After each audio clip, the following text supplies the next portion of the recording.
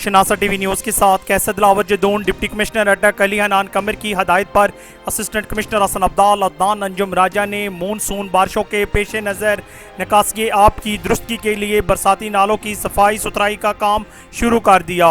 गुरुद्वारा श्री पंजा साहब के सामने मौजूदा नालों को जदीद मशीनरी इस्तेमाल में लाते हुए म्यूनसिपल कमेटी का अमला सफाई में मसरूफ़ है।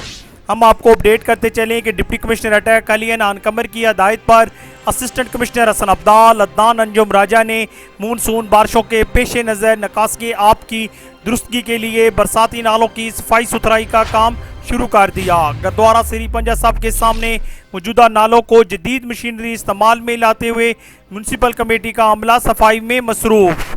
मानसून बारिशों के सैलाबी रेले से बचाव के सिलसिले में हुकूमत पंजाब के अहकामात के तहत डिप्टी कमिश्नर अटक अली हनान कमर की हिदायत पर एसी हसन अब्दाल अदनान अंजुम राजा की निगरानी में municipal committee incharge sanitary worker Kamran ने दीगर अमला के साथ बरसाती नालों की सफाई सुथराई जदीद मशीनरी को इस्तेमाल करते हुए शुरू कर दी। साथ ही रिपोर्टर साजिद महमूद सदीकी के साथ कैसर दिलावर जदून, शनासा टीवी, हसन अब्दाल। हम रखते हैं आपको इलाके भर की हर खबर से बाखबर।